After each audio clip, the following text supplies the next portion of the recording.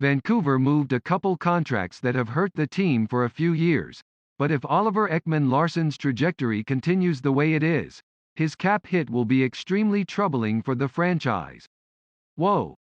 That's all Twitter could collectively say after the Vancouver Canucks sent Jay Beagle, Antoine Roussel and Louis Eriksson, the 9th overall pick on Friday, a second-round pick in 2022 and an additional 7th-rounder in exchange for Oliver Ekman-Larsson and Connor Garland. Again, whoa.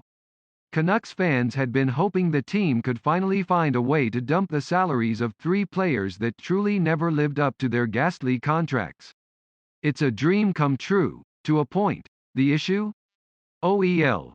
Yes, the contracts for those three forwards have been ugly, but they're done at the end of the 2021-22 season.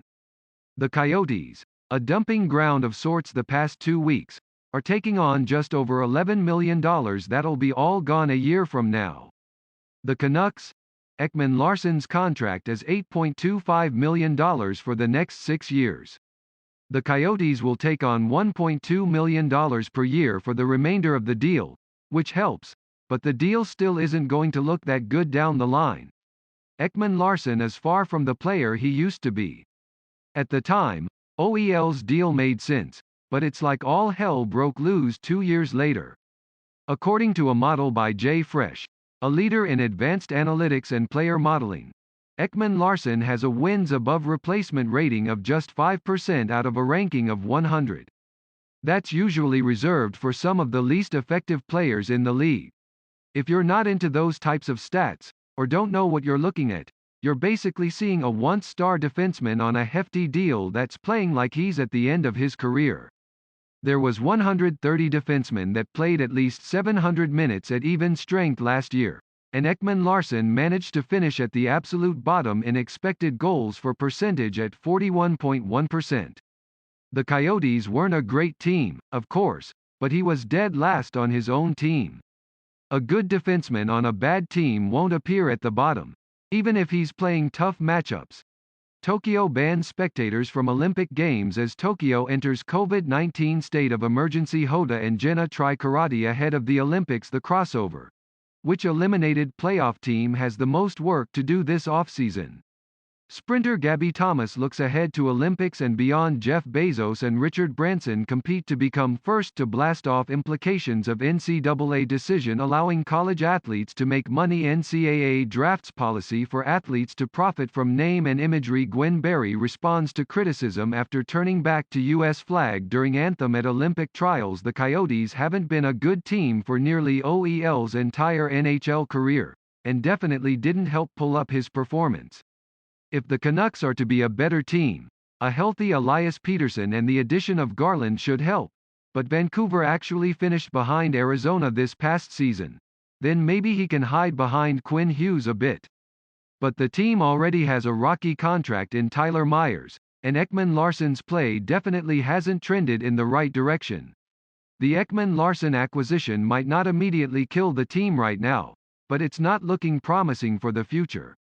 The trajectory isn't pretty, but maybe being in a team with some young talent and some promise, and a bit of mismanagement, OEL can find his own form in some way. He doesn't need to be the number one guy like he was until Jakub Chychrun really exploded on the scene this year, so that might help, at least. There are a couple of ways of looking at this. Who won the trade now? Vancouver shed some of its worst contracts and roster spaces for a solid forward and an NHL defender who could potentially improve this coming season. Long-term, the Canucks get a top 10 pick, extra cap space after a year and shed one of the worst contracts the team has ever had. Can OEL be fixed? Maybe. Injuries have hampered his play the past few seasons.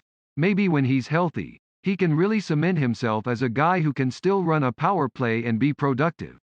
But Vancouver's defense isn't in a position to make a struggling blue liner better, and that's a tall tale with the cap he currently has. You just don't typically find many guys jumping up performance-wise in their 30s after injuries. In the end, GM Jim Benning's previous contract mistakes cost him a 9th overall pick. Garland should be good, but Oliver Ekman-Larsson is far from the defenseman he once was.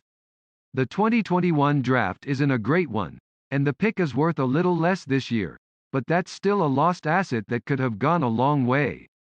If the Canucks can somehow move OEL's contract later on, even if it means retaining some heavy salary, then the potential of Garland being a consistent 20 to 25 goal guy makes the deal look much better on that fact alone.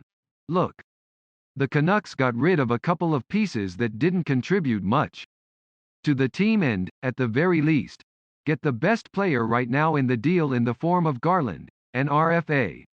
There's a lot of hope for Garland to be a key contributor in Vancouver like he was in Arizona, albeit with lesser talent around him in the desert. Maybe he's the spark the team needs up front. Long story short, Vancouver got the better players, in theory, but the risk associated with Ekman-Larsson could really bit the team in the behind.